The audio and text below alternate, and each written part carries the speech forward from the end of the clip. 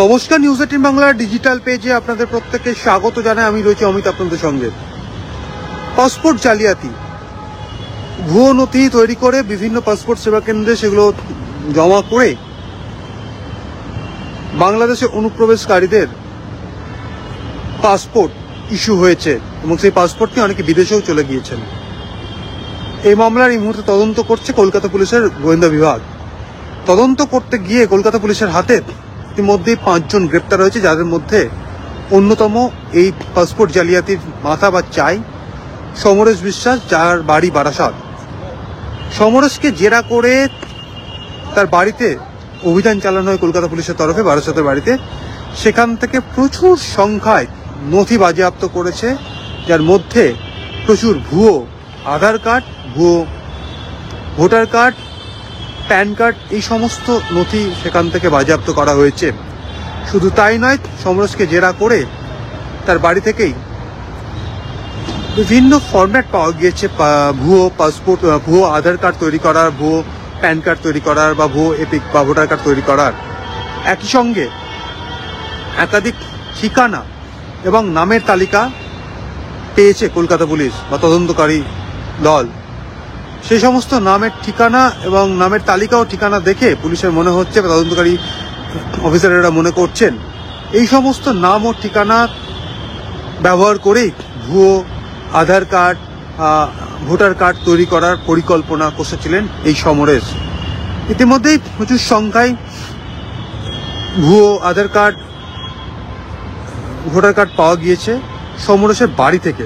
এর আগে পর্ণশ্রী থানা এলাকায় দীপঙ্কর দাস নামে আরেকজনের বাড়িতে অভিযান চালানো হয়। সেখান থেকে তাকে জেরা করে হরিদেবপুর থানা এলাকার এই মতিলাল গুপ্ত রোডে একটি ফ্ল্যাটে অভিযান চালানো হয়। সেখান থেকেও ভারতীয় পাসপোর্টের ফটোকপি, ইউকে বা ব্রিটেনের ভিসা সহ একাধিক নথিপত্র, এমনকি বিভিন্ন রাষ্ট্রায়ত্ত ব্যাংকের সিল, মোহর, এইগুলো পাওয়া গিয়েছিল।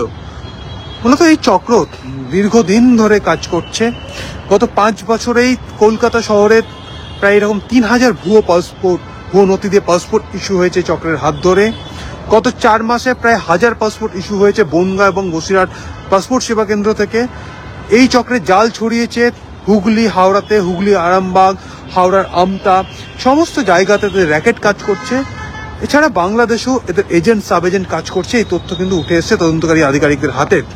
সেক্ষেত্রে 26 তারিখ পুলিশি হেফাজতের মেয়াদ শেষ হচ্ছে সমরেশের। 26 তারিখে আদালতে পেশ করা হবে। তার আগে তাকে জেরা করে তার বাড়িতে অভিযান চালিয়ে আবার প্রচুর সংখ্যায় নথিপত্র বাজেয়াপ্ত করলো, যার মধ্যে ভুয়ো আধার কার্ড, ভোটার কার্ড তৈরির ফরম্যাট, প্রচুর সংখ্যায় নামের তালিকা, ঠিকানা, একাধিক ঠিকানা পাওয়া গেছে। আদৌ এই ঠিকানাতে কোনো অস্তিত্ব রয়েছে কিনা, এগুলো খতিয়ে দেখা হচ্ছে বা খতিয়ে দেখছে কলকাতা পুলিশ।